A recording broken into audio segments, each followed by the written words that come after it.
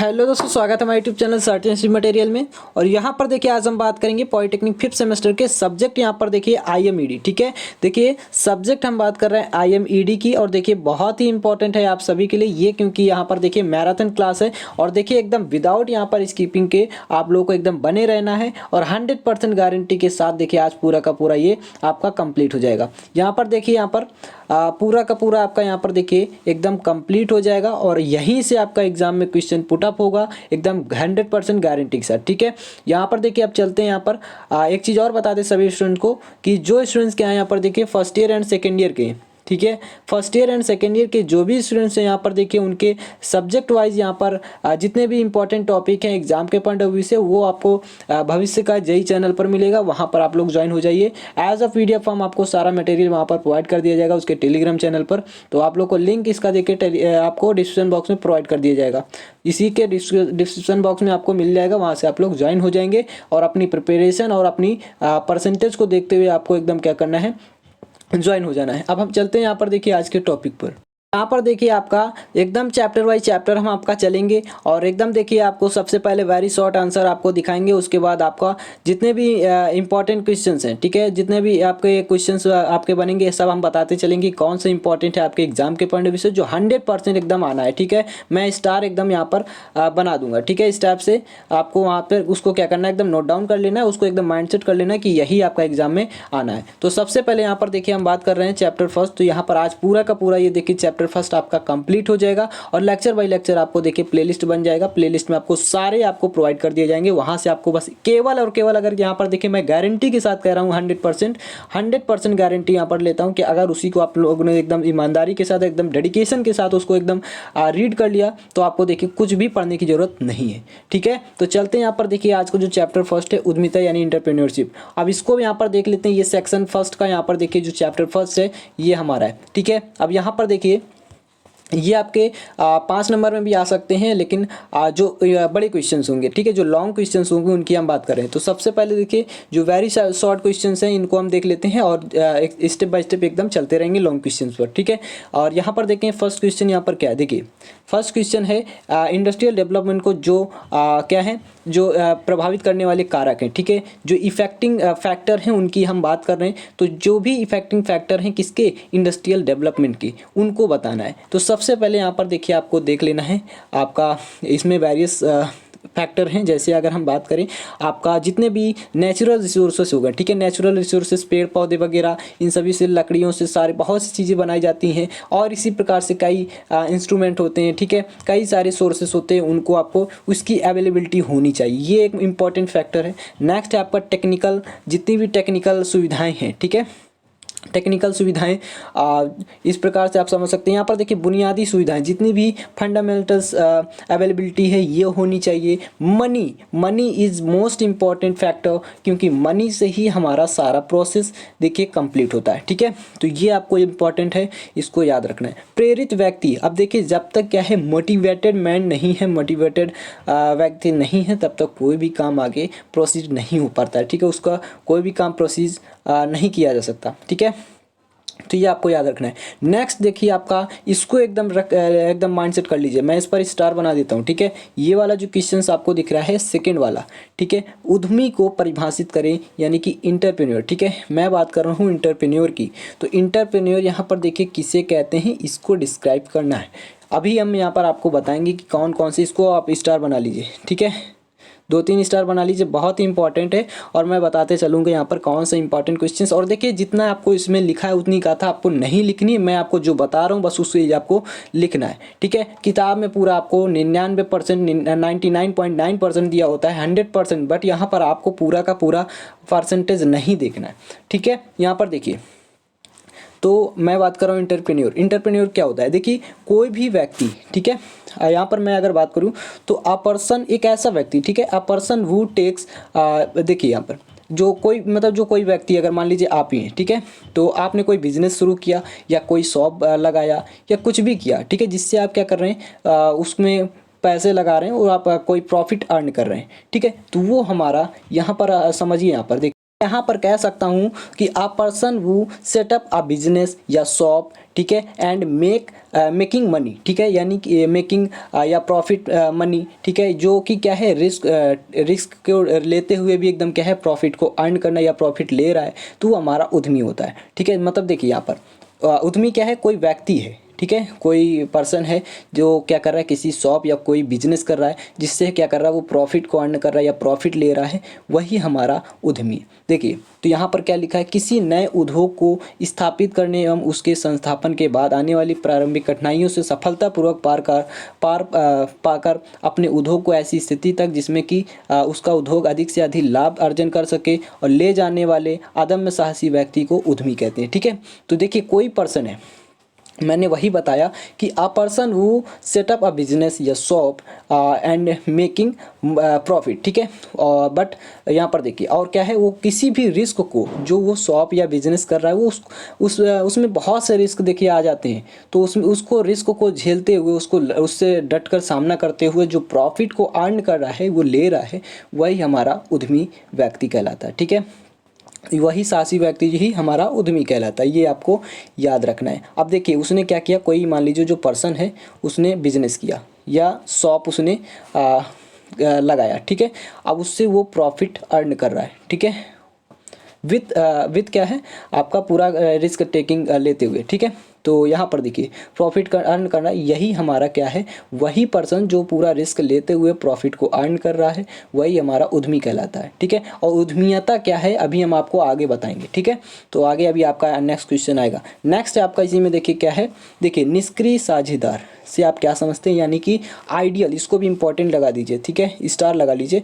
आपका देखिए एग्जाम में बस आप इतने ही लेक्चर आपको देख के चले जाना, 100% श्योर है कि आपका इससे बाहर नहीं आएगा। ठीक है, और जो मैं बता रहा हूँ बस उसे यहाँ पर लिख दीजिएगा। यहाँ पर देखिए निष्क्रिय साझेदार यानी कि आइडल, ठीक है, यहाँ पर देखिए आइडल पार्टनर्स,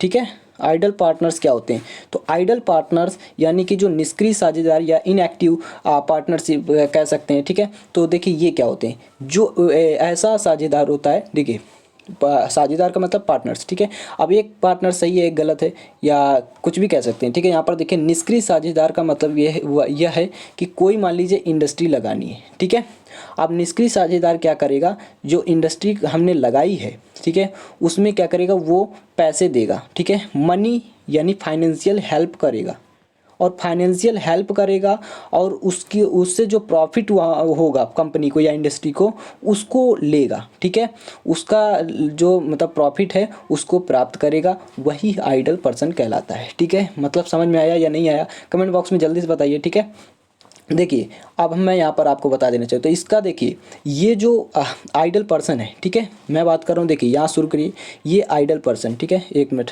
यहाँ पर देखिए ये आपका क्या है, आइडल पर्सन है। ठीक है, ये देखिए ये आपका आइडल पर्सन है, जो क्या है कि कोई भी इंडस्ट्री मान लीजिए आपको खड़ी करनी है, ठीक है, या एकदम डेवलपमेंट करनी है, तो उसमें क्या है, ये पैसे लगा रहा है, ठीक है, मनी लगा रहा है, और मनी से जो प्रॉफिट हो रहा है उसको ले रहा है केवल, और इसको इससे मतलब नहीं है कि वो इंडस्ट्री किस प्रकार से प्रोसीड किया जा रहा है, उसको कौन प्रोसीड कर रहा है, ठीक है, इससे उसको मतलब नहीं है कि किस प्रकार से स्टार्टअप बन रहा है, उससे मतलब नहीं है, बस वो प्रॉफिट को अर्न करेगा, पैसे लगाएगा, यही इसका काम है। तो ये होता है आइडल पर्सन। ठीक है, अब यहाँ पर आपको नेक्स्ट यहाँ पर देखिए क्वेश्चंस क्या है, नेक्स्ट क्वेश्चन है यहाँ पर सीबी। ठीक है, सीबी यहाँ पर देखिए क्या है, सीबी का फुल फॉर्म पूछ रहा है, तो small industries bank of India, ठीक है, यानी भारतीय लघु विकास बैंक, सीबी यानी कि small industries bank of India. ठीक है, नेक्स्ट नाबार्ड यहाँ पर देखिए आपका क्वेश्चन इसी से आएगा। ठीक है, ये शॉर्ट में क्वेश्चन से, बट यहाँ पर जो लॉन्ग में क्वेश्चन आएगा सबसे पहले आपको फुल फॉर्म ही लिखना है, और यही स्टूडेंट्स करते हैं। ठीक है, और आपको लिख देना है ताकि पता चल सके कि उसको एग्जामिनर को कि मतलब आता है। ठीक है, तो देखिए नाबार्ड का क्या मीन्स है, national bank for agriculture and rural development. ठीक है, तो याद रखना इसको, नेशनल, देखिए national bank of rural and agriculture development. ठीक है, ये आपको याद रखना है। नेक्स्ट इसी में क्वेश्चन आ जाता है, यहाँ पर देखिए नेक्स्ट क्वेश्चन है NSIC, इसका फुल फॉर्म क्या होता है, तो देखिए NSIC का मतलब है national small scale industries corporation. ठीक है, ये आपको याद रखना है। SI का पूरा नाम क्या होता है? देखिए, small industries service institute. Next है MSME, micro small medium enterprises, ठीक है, इसको आपको याद रखना है। नेक्स्ट है नियस वर्ड, ठीक है, यहाँ पर इसका क्या मीन्स है? देखिए NIESBUD, ठीक है, तो देखिए national institute of entrepreneurship and small business development, ठीक है, ये पूरा BU का मतलब है बिजनेस, ठीक है, तो इसको आपको याद रखना है। नेक्स्ट हम बात कर लेते हैं, अब लॉन्ग क्वेश्चंस आ गए हैं और लॉन्ग क्वेश्चंस आपके 5 मार्क्स में आपको क्वेश्चंस पुट अप होगा 100%, एकदम गारंटी के साथ मैं कह रहा हूँ कि आपका ये क्वेश्चन जो है आपका रखा है श्योर, ठीक है। तो एंटरप्रेन्योरशिप की संकल्पना यानी जो कॉन्सेप्ट है उसको समझाना है। तो एंटरप्रेन्योरशिप क्या है मैंने बताया, अ पर्सन वो टेक्स बिजनेस, ठीक है, सॉरी, अ पर्सन वो setup a business and earn money, ठीक है, या प्रॉफिट मनी, ठीक है, with the risk taking risk, ठीक है, ये आपको याद रखना है। मतलब एक ऐसा पर्सन जो क्या कर रहा है, आप कहेंगे आपकी इंटरप्रेन्योर वही है, तो बस इसमें थोड़ा सा अंतर है। यहाँ पर देखिए जो पर्सन, ये मान लीजिए कोई, यहाँ पर देखिए ये मान लीजिए कोई पर्सन है, ठीक है, ये कोई पर्सन है जो क्या कर रहा है, कोई किसी भी बिजनेस को कर रहा है, बिजनेस को डेवलपमेंट कर रहा है या शॉप उसने लगाया, उसके थ्रू जो उसको प्रॉफिट मिला, उसी व्यक्ति को हम कहते हैं उद्यमी, ठीक है, यानी इंटरप्रेन्योर। अब इंटरप्रेन्योरशिप क्या है? जो इस बिजनेस का इस व्यक्ति ने बिजनेस को लगाया, जिस उद्यम ने इस बिजनेस को लगाया, इस शॉप को लगाया, इस शॉप को चलाया, ठीक है, जिसका संचालन जिस प्रक्रिया द्वारा चला, यही हमारा इंटरप्रेन्योरशिप कहलाता है, ठीक है। ये आपको याद रखना है, बहुत इंपॉर्टेंट है। अब आपको इसको देख लेना है, ठीक है, आपको इसमें बहुत ज़्यादा गाथा लिखा है तो इसको आपको देख लेना है। और यहाँ पर देखिए ये आपका हो चुका है, ठीक है, इंडस्ट्रियल डेवलपमेंट को जो इफेक्टिंग फैक्टर है वो हमने बता दिया आप सभी को। और यहाँ पर देखिए नेक्स्ट है आपका उद्यमी। उद्यमी को समझाना है तो वही चीज़ आपका फिर से आ गया और इसको हम बार बार नहीं बताएंगे, ठीक है, इंटरप्रेन्योर क्या है। बट यहाँ पर एक चीज़ और बता देते हैं आप सभी को कि इसमें जो डिपेंड फैक्टर है वो आपके 4 प्रमुख कारक हैं। जैसे आपका लैंड हो गया, ठीक है, लेबर हो गया, कैपिटल यानी मनी हो गया, इंटरप्रेन्योर हो गया। बहुत इंपॉर्टेंट है। ये देखिए आपका फिगर बना हुआ है, ठीक है, तो फिगर के थ्रू यहाँ पर मैं आपको बता देता हूँ। यहाँ पर देखिए ये कोई मान लीजिए उद्यमी है, ठीक है, यानी इंटरप्रेन्योर है। इंटरप्रेन्योर के यहाँ पर देखिए 2 चीज़ की आवश्यकता होगी। ये फर्स्ट ऑफ ऑल आपका लेबर, सेकंड आपका money. Money it is a most important factor, ठीक है। यहाँ पर देखिए सॉरी, ये जो मनी है ना, मनी बहुत इंपॉर्टेंट फैक्टर है किसी भी इंटरप्रेन्योर के लिए, ठीक है। तो यहाँ पर देखिए इसको 2 चीज़ की आवश्यकता पड़ेगी। अब इसको जो लेबर है, लेबर के तौर पर कोई भी इंटरप्रेन्योर है, ठीक है, उसको मनी की आवश्यकता पड़ेगी और उसको किसी न किसी, जो ये इंटरप्रेन्योर है उसको किसी न किसी क्या है फील्ड की ज़रूरत पड़ेगी जहाँ पर वो अपना कारोबार कर सके, बिजनेस लगा सके या शॉप लगा सके, ठीक है। नेक्स्ट हम बात कर लेते हैं, इसी में नेक्स्ट क्वेश्चन आ जाता है। यहाँ पर देखिए इसी में क्या कह रहा है आपका, देखिए यहाँ पर ये देखिए, इसी को कई साइंटिस्ट ने इसको डिफाइन किया है अलग अलग, तो इसको आप देख सकते हैं, वरना आप एक ही डिफिनीशन लिख सकते हैं। नेक्स्ट इसमें क्वेश्चन आ जाता है, यहाँ पर देखिए क्या है, एक उद्यमी में कौन कौन से क्वालिटीज़ होती हैं, ठीक है। एक उद्यमी है, मान लीजिए कोई एक इंटरप्रेन्योर है, उसमें कौन कौन सी क्वालिटीज़ होती हैं ये डिस्क्राइब करना है। और पॉइंट बस ओनली आप देख लीजिए, ठीक है। 5 पॉइंट भी अगर आप लिख देते तो 100% 5 मार्क्स आपके मिल जाएंगे, ठीक है। तो इसको देखना बहुत ज़रूरी है और देखिए एकदम क्लास में एंड तक बने रहिएगा, 100% आपको यहाँ पर प्रॉफिट मिलेगा, ठीक है। तो आपको इसमें बने रहना और देखिए बहुत ही लंबा जाएगा आपका, ठीक है, तो इसको एकदम देखते रहना। तो यहाँ पर देखिए आपका फर्स्ट यहाँ पर क्वालिटी हो गया एडमिनिस्ट्रेटिव एबिलिटी। एडमिनिस्ट्रेटिव एबिलिटी क्या होती है, यहाँ पर देखते हैं इसको। देखिए एक सफल उद्यमी में उच्च प्रशासनिक योग्यता होनी चाहिए। किसी कार्य को करने के लिए उपयुक्त व्यक्ति का चुनाव करना, उन्हें प्रोत्साहित करना और प्रत्येक को क्या है विकास का मौका देना एक उद्यमी का प्रशासनिक गुण है, ठीक है। तो किसी व्यक्ति अथवा समूह में से कोई कार्य बिना किसी भावना को चोट पहुंचाए कराना ही उच्च प्रशासनिक योग्यता कहलाती है, ठीक है, बिना विदाउट रिस्किंग के, ठीक है, मतलब कोई भी चोट ना आए, यानी वही बात हो गई, लाठी भी ना टूटे और सांप भी मर जाए, ठीक है। ये आपका इसको देख लेना, यही हमारा क्या है एडमिनिस्ट्रेटिव एबिलिटी हो गया। नेक्स्ट एबिलिटी यहाँ पर हम देख लेते हैं, आपका क्रिएटिविटी भी हो गया, ठीक है। क्रिएटिविटी जो है मतलब आपका जो सोचने की क्षमता है, ठीक है, इफ़िशियंसी वो अच्छी होनी चाहिए, आपका माइंड शार्प होना चाहिए जिससे हम कई तरह की क्रिएटिविटी कर सकें, ये आपको याद रखना है, ठीक है। जैसे यहाँ पर देखिए उद्यमी बुद्धिमान एवं, यहाँ पर देखते हैं, एक मिनट, देखिए यहाँ पर देख लेते हैं। देखिए सृजनात्मक विचारों वाला होना चाहिए, वह कुछ नया सोचने वाला होना चाहिए, ठीक है, मतलब कोई सेपरेट यूनिक चीज़ करे, एवं बाजार आदि खोजने वाला, परिवर्तनों का स्वीकार करने वाला, और देखिए फ्लेक्सिबल होना चाहिए, ये यहाँ पर मायने रखता है, ठीक है, एकदम रिलैक्स होना चाहिए। नेक्स्ट है आपका सेल्फ कॉन्फिडेंस, उसके अंदर सेल्फ कॉन्फिडेंस होना चाहिए, ठीक है, ओवर कॉन्फिडेंस नहीं, बट यहाँ पर सेल्फ कॉन्फिडेंस होना चाहिए कि हाँ मैं सही कर रहा हूँ, यही चीज़ मुझे करनी चाहिए, इससे मुझे प्रॉफिट होगा, ठीक है। तो देखिए क्या है, एक मिनट देखते हैं यहाँ पर, देखिए किसी भी रोजगार, यहाँ पर देखिए व्यवसाय या रोजगार में सफलता पाने के लिए एक उद्यमी में भरपूर आत्मविश्वास का होना ज़रूरी है कि हाँ मुझे एक प्रकार से सेल्फ कॉन्फिडेंस रखना चाहिए कि हाँ मेरा प्रॉफिट हमें होगा, इस ये करने से ये होगा। बट यहाँ पर देखिए कोई ये कहता है कि हाँ इससे तुम्हें कुछ नहीं होगा, उससे मतलब नहीं है, देखिए अपनी सुनना है, ठीक है। इसके लिए उद्यमी को ज्ञान, कौशल और जानकारी होने के साथ साथ कार्य का अनुभव भी आवश्यक है। अब देखिए जब आप सेल्फ कॉन्फिडेंस कर रहे हैं तो इसका मतलब ये नहीं कि आप मतलब पढ़े लिखे रहेंगे तभी आप सेल्फ कॉन्फिडेंस रख रहे हैं, अब पढ़े लिखे नहीं हैं तो आपका सेल्फ कॉन्फिडेंस जो है उससे आपको लॉस भी हो सकता है, ठीक है। तो आपको सही से डिसीजन लेना है, सही से आपको कॉन्फिडेंट रहना है, ठीक है। नेक्स्ट हम बात कर लेते हैं यहाँ पर चतुरता। आपको चतुरता यहाँ पर बहुत बरतने की ज़्यादा ज़रूरत है, ठीक है। कोई भी इंडस्ट्री खड़ी कर रहे हैं या कुछ भी आप बड़ा कर रहे हैं तो उसको करने के लिए, या कोई भी शॉप लगाना है तो उसमें आपको चतुरता बरतनी पड़ेगी। आपको दुकान के, देखिए यहाँ पर कोई भी आप दुकान है या आप कोई बिजनेस कर रहे हैं तो आपको बिजनेस के थ्रू, यहाँ पर बिजनेस है तो आप दुकान को चला रहे हैं, ठीक है, ना कि दुकान आपको।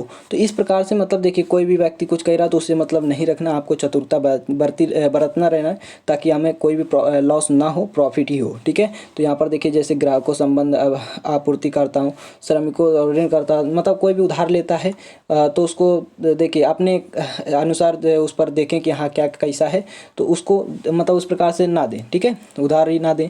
तो ये सिस्टम हो जाता है कि आपका चतुरता बरतनी चाहिए, ताकि आप ले गया, मान लीजिए उधर कोई भी कस्टमर आया और ले गया, देखा कि आपकी नई दुकान खुली है, बस 2-3 दिन आपका क्या किया, आपके यहाँ से सामान लिया, उसके बाद आपकी अपने पहचान बना लिया आपसे, उसके बाद उधार मांगा, उसके बाद गायब हो गया, ठीक है, गली छोड़ दिया। तो ये आपको इसमें देखना है चतुरता, ठीक है। नेक्स्ट है यहाँ पर देखिए फोरसाइट, ठीक है, यानी दूरदर्शिता। अब दूर तक आपको सोचने की क्षमता और दूर तक देखने की आदत होनी चाहिए आप में, ठीक है, तो इसको आपको देख लेना है। नेक्स्ट हम यहाँ पर बात कर लेते हैं क्लियरिटी, स्पष्टता। स्पष्ट से यहाँ पर देखिए सारे काम करने चाहिए एकदम विदाउट कन्फ्यूजिंग के, तो इसको आपको देख लेना है, बहुत इंपॉर्टेंट है ये भी आपका, ठीक है, तो इसको भी आपको देख लेना है। नेक्स्ट आ जाता है कम्युनिकेशन एबिलिटी। अब कम्युनिकेशन एबिलिटी बहुत इंपॉर्टेंट है, एक अपने आप में एक फील्ड है जो कि बहुत इंपॉर्टेंट है। अब देखिए कोई भी कस्टमर है आपका, तो कस्टमर कैसे बनते हैं, आपके कम्युनिकेशन स्किल से ही बढ़ते हैं, ठीक है, सीएस से ही बढ़ते हैं, जो कि आपके में कौन सी एबिलिटी है, कैसी एबिलिटी है, ये मैटर करता है, बहुत इंपॉर्टेंट है कैपेबिलिटी, ठीक है, एबिलिटी जो है आपका कम्युनिकेशन की। अगर आप अच्छे से बोले किसी कस्टमर से तो आप एक प्रकार से उसको अपनी ओर आकर्षित भी कर सकते हैं, अट्रैक्ट कर सकते हैं, ताकि वो हमारे यहाँ से ही कोई भी चीज़ परचेस करे। तो ये आपको याद रखना है, ठीक है, कि मतलब एक प्रकार से कम्युनिकेशन अच्छा करें। तो यहाँ पर देखिए नेक्स्ट आ जाता है इसी में पॉइंट, इसी में आ जाता है बिजनेस सीक्रेट्स। अब बिजनेस के सीक्रेट्स होते हैं कुछ, जैसे यहाँ पर देखिए एक उद्यमी को अपने व्यापार से संबंधित गोपनीय जानकारियों को उजागर नहीं करना चाहिए, किसी से नहीं बताना चाहिए, क्योंकि इससे व्यापारिक प्रतिस्पर्धा लाभ उठाते हैं, जो अदर कंपटीटर होते हैं वो इसका लाभ उठा लेते हैं और व्यापार को नुकसान हो सकता है। तो ये आपको याद रखना है। टेक्निकल एबिलिटी, टेक्निकल एबिलिटी का मतलब क्या है, अभी देखिए मैंने बताया था आपको, एक उद्यमी को तकनीक रूप से योग्य एवं सुदृढ़ होना चाहिए, उसे मार्केट में आने वाली नई मशीनों, यहाँ पर देखिए अपनाए जा सकने वाले नए प्रक्रमों की समुचित जानकारी होनी चाहिए, जिससे उत्पादन लागत कम की जा सके और अधिक लाभ प्रॉफिट करने के मतलब अधिक प्रॉफिट किया जा सके, ठीक है, इसको आपको याद रखना है। नेक्स्ट है ऑप्टिमिस्टिक, यानी कि आशावादी। तो आपको आशावादी होना चाहिए कि आप एक प्रकार से आपको एकदम आशा रखना चाहिए कि हाँ ये हम काम सही कर रहे हैं, आपको भ्रमित नहीं होना है कि हाँ मैं ये काम गलत कर रहा हूँ या नहीं कर रहा हूँ। तो इसको आपको एकदम सोच विचार के एकदम करना चाहिए, ठीक है, तो इसको आपको देख लेना है। नेक्स्ट हम बात कर लेते हैं जोखिम उठाने की को तत्पर, यानी कि कोई भी रिस्क हम ले रहे हैं, मतलब रिस्क लेने की जो कैपेबिलिटी है ये होनी चाहिए। उद्यमी को एक चुनौती की भांति जोखिम को उठाने के लिए तैयार रहना चाहिए। जुआ यानी की भांति नहीं, यहाँ पर देखिए मतलब जुए के भांति नहीं, उसे अवसरों का लाभ उठाने हेतु सुनियोजित एवं अगणित जोखिम उठाने के लिए तत्पर रहना चाहिए। मतलब ये है कहने का कि यहाँ पर देखिए जो जोखिम उठाने का तत्पर इस पॉइंट से ये है कि आप मान लीजिए कोई भी आप अपनी शॉप खोलें या बिजनेस कर रहे हैं, तो उसमें आपको बहुत ज़्यादा लॉस हो सकता है और बहुत ज़्यादा प्रॉफिट भी हो सकता है। आपको हो सकता है कि वो भी जो बिज़नेस है वो आपको सक्सेसफुल पर्सन बना सके और कई ऊंचाइयों तक आपको ले जा सके, और वही बिज़नेस आपको एकदम भिखारी भी बना सकता है। ठीक है, तो आपको ये याद रखना है कि आपको एकदम सही से मतलब जोखिम उठाने की क्षमता होनी चाहिए, ताकि पता चले लॉस हो गया तो आप कुछ भी मतलब गलत काम कर उठें, तो ये आपको रखना चाहिए जोखिम उठाने की क्षमता। ठीक है, तो इसको आपको याद रखना है। निर्णय लेने वाला मतलब डिसीजन मेकिंग अच्छे से और जल्दी से एकदम क्विक डिसीजन होनी चाहिए आपकी, मतलब एक प्रकार से कि आप जल्दी डिसीजन ले सकें, टाइम वेस्ट ना करें, विदाउट एनी टाइम वेस्ट के आप कोई भी डिसीजन ले सकें और उस काम को तुरंत परफॉर्म कर सकें। ये आपका नेक्स्ट पॉइंट है। इन देखिए 12 पॉइंट में से अगर आप 6 पॉइंट भी लिख देते हैं तो पूरे मार्क्स आपको मिल जाएंगे। आपको इतना लेंदी नहीं लिखना है, बट आप लिख सकते हैं, कोई दिक्कत नहीं। नेक्स्ट आपका यहाँ पर देखिए आ जाता है क्वेश्चंस। ये भी देखिए आपका बहुत इंपॉर्टेंट है, ये वाला जो मैंने आपको बताया इसको आप देख लीजिएगा। ठीक है, ये बहुत इंपॉर्टेंट है। नेक्स्ट आ जाता है एक उद्यमी के कार्यों की विवेचना कीजिए। जितने भी उसके वर्किंग है, उनके फंक्शंस हैं किसी भी इंटरप्रेन्योर की, ठीक है, उसकी उनके फंक्शंस को यहाँ पर बताना है। तो देखिए जैसे इनके फंक्शंस की अगर हम बात करें तो फंक्शन हम यहाँ पर देख लेते हैं। जैसे यहाँ पर देखिए यहाँ पर देखिए 1 मिनट देखते हैं। यहाँ पर देखिए वह व्यापार का चुनाव करता है, कोई भी इंटरप्रेन्योर होता है वो व्यापार का चुनाव करता है तथा उसी के अनुसार बाजार का अध्ययन करता है, मार्केट की स्टडी करता है कि कौन सा डिमांड है, किस प्रकार की ऑब्जेक्ट हमारा परचेस होगा, सारा कुछ एकदम वो देखता है। ठीक है, किस प्रकार से लोगों की डिमांड है, देखिए वह कच्चे माल, मशीनों एवं फाइनेंस की व्यवस्था करता है। इसको भी याद रखेंगे। ठीक है, मशीन हुए, रॉ मटेरियल हुआ, और जो फाइनेंस है, जितना भी इकोनॉमी, जितना भी आपका मनी है, इसकी व्यवस्था करेगा, तब जाके वो इंटरप्रेन्योरशिप मतलब स्टार्ट कर पाएगा। ठीक है, नेक्स्ट हम बात कर लेते हैं। वह कर्मचारियों श्रमिकों का चुनाव करता है तथा आवश्यक निर्णय लेता है। वह व्यापार का प्रबंध तंत्र देखता है, मैनेजमेंट देखता है। वह उद्योग लगाने के लिए स्थल का यानी कि किसी भी जगह या स्थान का चुनाव करता है। वह उद्योग लघु उद्योग अथवा बड़े आकार का होगा का चुनाव करेगा, मतलब कि बड़ा होगा, मध्यम होगा कि छोटा होगा, ये सारे चीज़ें देखता है। ठीक है, इसी में देखिए आपका बिजली, पानी, आयात निर्यात, आयकर, ये सभी चीज़ें उसमें देखता है। हर एक डिपार्टमेंट की चीज़ें देखता है। वह व्यापार उद्योग में नएपन को बढ़ावा देता है। वह बिक्री को संगठित करता है तथा ग्राहक को संतुष्ट करता है। ग्राहक को सेटिस्फाई करना ही बहुत इंपॉर्टेंट फैक्टर है अपने आप में। यहाँ पर देखिए वह उत्पादन से जुड़े विभिन्न पहलुओं में तालमेल बनाता है। वह मूल्य निर्धारण नीति तय करता है। वह श्रमिकों और जो कर्मचारी होते हैं उनको वेतन देता है, और यहाँ पर देखिए पूंजीपतियों और को ब्याज देता है। व्यापार में आने वाली विभिन्न समस्याओं को विश्लेषित करके उनका हल या निवारण करता है। नेक्स्ट क्वेश्चन आ जाता है यहाँ पर देखिए, ये भी इंपॉर्टेंट है, इसको भी आप इंपॉर्टेंट लगा लीजिएगा। ठीक है, यहाँ पे भी इसको स्टार बना लीजिएगा, ये भी आपका इंपॉर्टेंट है, 5 मार्क्स का आपका क्वेश्चन बनेगा। नेक्स्ट उद्यमिता के विस्तार की आवश्यकता का उल्लेख करना है, मतलब नीड्स क्या है। ठीक है, जो इंटरप्रेन्योरशिप है उसकी नीड्स क्यों है ये हमको बताना है। तो देखिए इंटरप्रेन्योरशिप जो है उसकी नीड्स बहुत इंपॉर्टेंट है, हर एक डिस्ट्रिक्ट में, हर एक सिटी में बहुत ही इंपॉर्टेंट है। ठीक है, तो देखिए क्योंकि इंटरप्रेन्योरशिप का देखिए किसी भी कंट्री या किसी की चीज़ की कहीं भी डेवलपमेंट को बढ़ावा देती है। तो देखिए नीड्स ऑफ इंटरप्रेन्योरशिप, तो यहाँ पर देखिए किसी भी प्रगतिशील देश की आर्थिक उन्नति के लिए ये बहुत इंपॉर्टेंट रणनीति है। इसमें औद्योगिक प्रगति का होना अनिवार्य है। ठीक है, और यहाँ पर देखिए औद्योगिक प्रगति ये स्वयं अपने आप नहीं हो सकती, और परिणामतः मानव संसाधन द्वारा सतत प्रयत्नों के द्वारा ही ऐसा हो सकेगा। इन मानव संसाधनों को ही हम उद्यमी का नाम दिया गया, और यह आवश्यक नहीं कि उद्यमी पैदाइशी हो, मतलब पैदाइशी ही हो। ठीक है, अपितु उन्हें विकसित भी किया जा सकता है। तो उद्यमिता विकास से होने वाले जो कुछ लाभ हैं ये आपको दिखाया गया है। यहाँ पर देखिए, ये देख लेते हैं। ठीक है, उद्योगों को उद्योगों की जो संख्या है उसको वो बढ़ाया जाए, ठीक है, मतलब वो बढ़ती है। औद्योगिक प्रगति से सफल उत्पादन बढ़ता है और रोजगार के नए अवसर पैदा होते हैं। निर्यात से देश में विदेशी मुद्रा का सृजन होता है। ऐसे उत्पाद जो देश के बाहर से आयात किए जा रहे हैं, ये इंपॉर्टेंट है, ठीक है, इसलिए आवश्यक होता है। यहाँ पर देखिए नेक्स्ट आपका इसी में आ जाता है पॉइंट, और उन्हें यहाँ पर देखिए देश में ही उत्पादित किया जा सकता है। नेक्स्ट पॉइंट है इसी में देश का आर्थिक विकास होता है, इकोनॉमी बढ़ती है, युवा शक्ति का सदुपयोग होता है। देखिए अभी मैं बताऊंगा आपको अपने शब्दों में, जहाँ से लाभ अर्जित किया जा सके उसके फील्ड के कल्याण के लिए उपयोग किया जा सके, संतुलित क्षेत्रीय प्रगति होती है।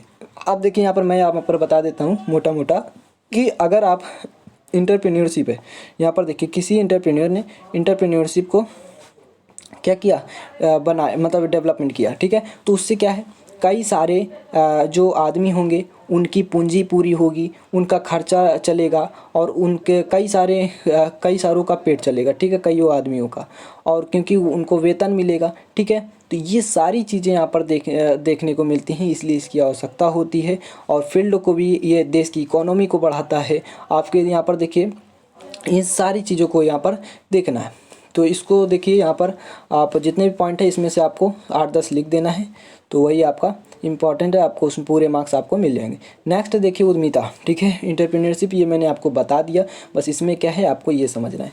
देखिए इंटरप्रेन्योरशिप जो है, ठीक है, इंटरप्रेन्योरशिप ये क्या है, एक फ्रांसीसी वर्ड है, ठीक है, फ्रांसीसी वर्ड क्या है, इंटरप्रेन्योर से ही ये क्या है बना हुआ है। इंटरप्रेन्योर का मीन्स होता है एन अंडरटेकर। क्या होता है, एन अंडरटेकर। यहाँ पर देखिए एन अंडरटेकर, ये देखिए यहाँ पर एन अंडरटेकर होता है, और इसका एन अंडरटेकर का मीन्स होता है प्रारंभ करने वाला, स्टार्टअप करने वाला, ठीक है, स्टार्ट करने वाला। तो ये आपको याद रखना है, इसको लिख देना। उसके बाद मैंने आपको बताया कि जो हम बिज़नेस शुरू करते हैं उसके जो स्टार्टअप में जो भी प्रोसीजर हम करते हैं, जो भी प्रोसेस करते हैं, वही हमारा क्या है, इंटरप्रेन्योरशिप कहलाता है, ठीक है। नेक्स्ट हम बात कर लेते हैं। यहाँ पर देखिए आपको चाहे तो फिगर भी बना देना है। देखिए अब इसमें पूछा जा रहा है व्यावसायिक माहौल का अवरोध करने वाले कारकों को भी समझाना है। जो बैरियर्स हैं, यहाँ पर मैं बात कर रहा हूँ बैरियर्स की, ठीक है, बैरियर्स जो हैं, तो देखिए इनकी बाधाओं को भी समझाना है। तो बाधाएं कौन कौन सी हैं यहाँ पर देख लेते हैं। देखिए इस फिगर को भी आप बना सकते हैं, ठीक है, इंपॉर्टेंट है। देखिए इंटरप्रेन्योर क्या होता है, कोई भी व्यक्ति होता है। इंटरप्रेन्योरशिप क्या होता है, कोई जो हम प्रोसीजर या एक्शन लेते हैं, एक्शन करते हैं उस बिजनेस को, उस शॉप को चलाने के लिए, वो हमारा इंटरप्रेन्योरशिप होता है। उपक्रम यानी इंटरप्राइजेज क्या होता है, जो हमारा ऑब्जेक्ट जो भी हम करते हैं, लेते हैं, वो हमारा जो इसका ऑब्जेक्ट होता है वही हमारा इंटरप्राइजेज है, ठीक है, या प्रॉफिट अर्न करते हैं। नेक्स्ट हम बात कर लेते हैं, यहाँ पर देखिए तो ये सारी चीज़ें वही लिखी हुई है। अब हम बात करेंगे इसमें कुछ जो बैरियर्स हैं, बैरियर्स की हम बात कर लेते हैं। जैसे आपका टेक्निकल कंटेंट्स हो गया, बैरियर्स हो गया, आपका फाइनेंशियल बैरियर्स हो गया। अब देखिए फाइनेंशियल बैरियर्स मतलब देखिए अगर फाइनेंस या मनी नहीं होगा, ठीक है, आपके पास यदि मनी नहीं है, ठीक है, पूंजी नहीं है, कैपिटल नहीं है, तो आप कोई भी आप बिजनेस या शॉप को आप स्टार्टअप नहीं कर सकते, ठीक है। तो मशीनें लेनी पड़ती हैं, कुछ लेबर्स को लगाना पड़ता है, प्लेस को देखना पड़ता है, लेना पड़ता है, ये सारी चीज़ें देखी जाती हैं। और टेक्निकल कंटेंट्स मैंने अभी आपको इससे पहले बताया, टेक्निकल जितने भी हैं, ठीक है, जैसे मशीनरी हो गया, मशीन वगैरह, इन सभी को यहाँ पर देखिए नहीं है, मशीन मतलब एक भी अगर कोई फैक्टर नहीं है तो आपका काम रुक जाएगा। ये सारे बैरियर्स हैं, ठीक है। नेक्स्ट हम बात कर लेते हैं हानि। यहाँ पर देखिए loss bearing capability. Loss bearing capability मतलब यहाँ पर देखिए, यहाँ पर देख लेते हैं, किसी लघु उद्योग की स्थापना में उसके संचालन में बहुत अधिक पूंजी की आवश्यकता होती है। एक उद्यमी अपनी सारी पूंजी तो उद्योग में लगा ही देता है, साथ ही विभिन्न स्रोतों जैसे बैंक हो गया, वित्तीय निगमों हो गए, जैसे में जो लोन वगैरह या फाइनेंशियल हेल्प करती हैं वो हो गए, ठीक है, और उसको चुकाना भी मतलब बाद में पड़ता है। ऐसे में अगर उद्योग को स्थापना से शुरू के वर्षों में आस्थाजित सफलता ना मिले तो उद्यमी निराश हो जाता है, ठीक है। यदि उद्यमी में हानि बर्दाश्त की करने की अगर क्षमता नहीं है, वही मैंने बताया जोखिम उठाने की क्षमता नहीं है, सामर्थ्य नहीं है, तो ऐसी स्थिति में वो हद तक बिगड़ सकती है। तो ये आपको देखना है। और यहाँ पर बंद भी कर मतलब उसके हानि के कारण बंद करना पड़ सकता है उसको, उसके उद्योग को। ऐसे में उद्यमी का मानसिक रूप से सुदृढ़ होना आवश्यक होता है, ठीक है, मतलब एक्टिव वो रहे, इस तनाव ना ले, टेंशन कोई भी ना ले। तो ये आपको देखना है। नेक्स्ट है ऑर्गेनाइजेशनल कंटेंट्स। जितने भी ऑर्गेनाइजेशनल बैरियर्स हैं इसको देखना है।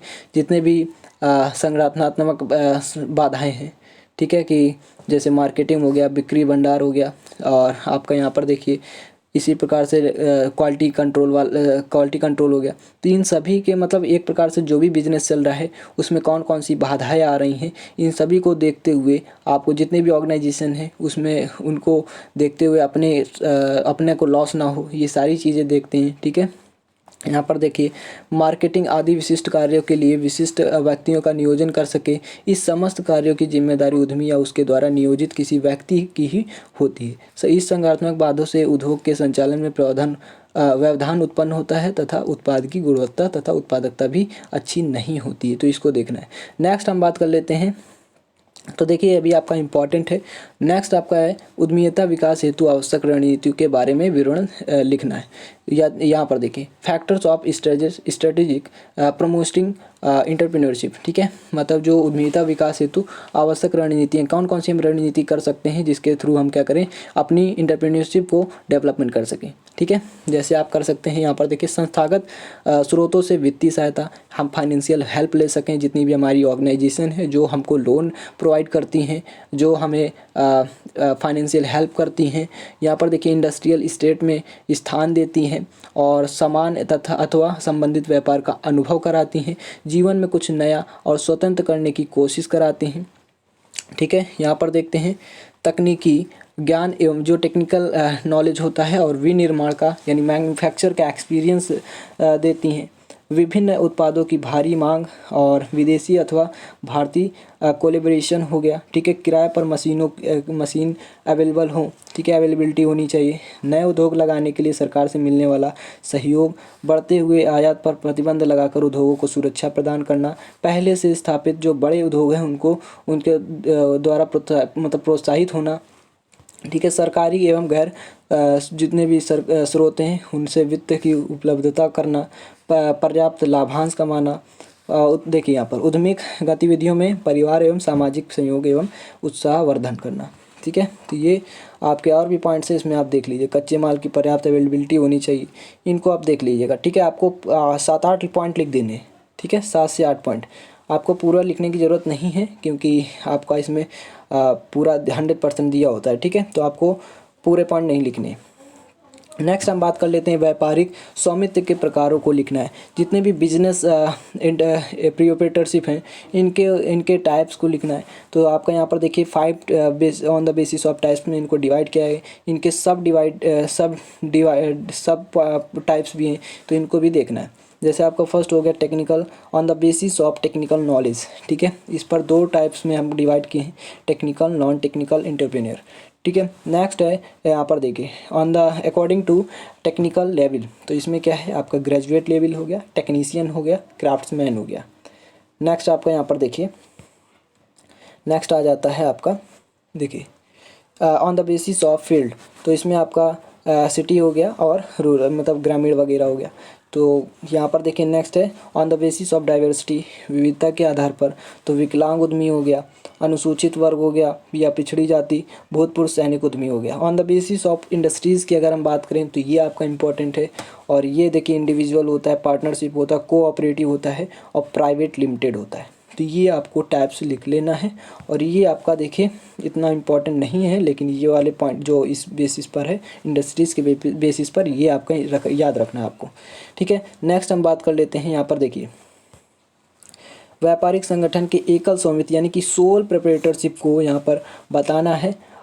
इनके एप्लीकेशंस क्या है, इनकी प्रॉफिट क्या है, ठीक है, एडवांटेज क्या है, इनकी लिमिट्स क्या है, इनको बताना है, ठीक है।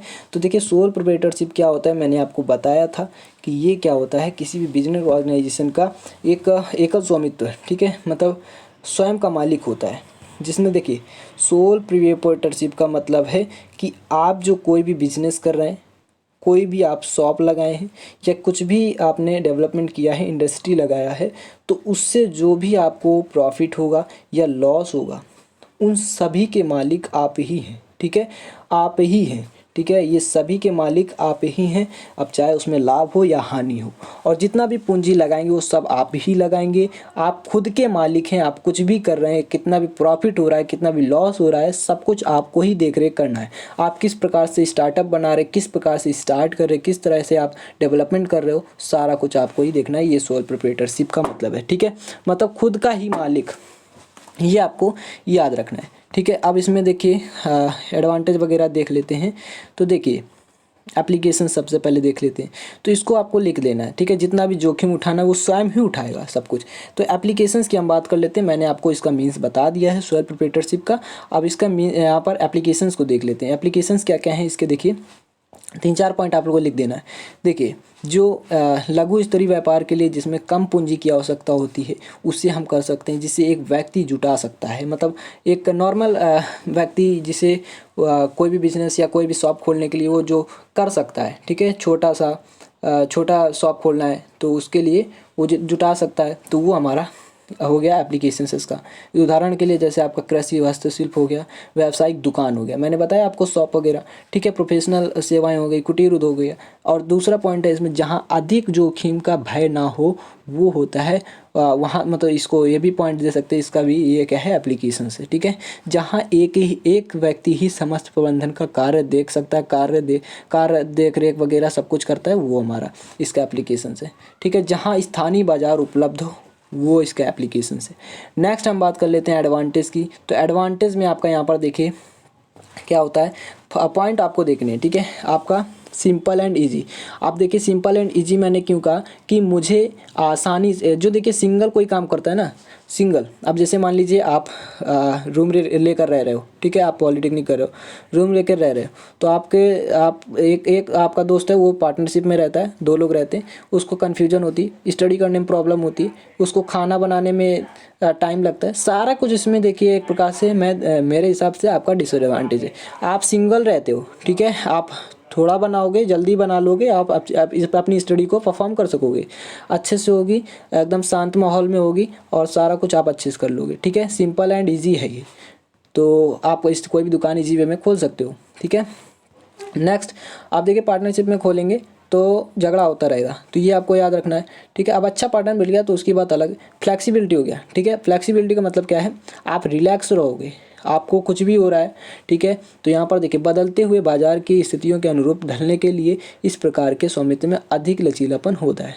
कम पूंजी यानी स्मॉल कैपिटल, आप स्मॉल कैपिटल लगा के ही आप खुद के मालिक बन जाओगे, ठीक है। अब वो आपको सक्सेसफुल बना सकता है, जो भी आपका बिजनेस है, शॉप है, और अनसक्सेसफुल भी बना सकता है, तो ये आपको याद रखना है। नेक्स्ट है आपका लीस्ट लीगल फॉर्मेलिटीज़, ठीक है, कम कानूनी औपचारिकता होती है इसमें, कम चीज़ें क्या हैं, जितनी भी लीगल चीज़ें वो कम अप्लाई होती हैं। नेक्स्ट हम बात कर लेते हैं quick decision making. Quick decision making का मतलब आप आसानी से और इजी वे में जल्दी से डिसीजन आप ले सकते हो कि हाँ मुझे ये करना है विदाउट टाइम वेस्ट किए। नेक्स्ट है आपका हाई क्वालिटी प्रोडक्शन, आप हाई क्वालिटी में प्रोडक्शन कर सकते हो। आप देखिए अकेले हैं आप, तो आप क्या हैं यहाँ पर देखिए, क्योंकि समस्त जोखिम एक ही व्यक्ति द्वारा उठाया जाता है, अतः वह उत्पाद की गुणवत्ता पर अधिक ध्यान देता है। इससे व्यर्थ माल में कमी आती है तथा गुणवत्ता का उत्पाद बनता है। आप देखिए आप उच्च मतलब हाई क्वालिटी प्रोडक्शन करता है वो, अच्छी क्वालिटी का एक्यूरेसी से। अब अकेले देखिए कोई चीज़ करेगा, स्टडी कर रहा है, अकेले है तो वो अच्छे से स्टडी करेगा शांत माहौल में, ठीक है, इस प्रकार से आप समझ सकते हो।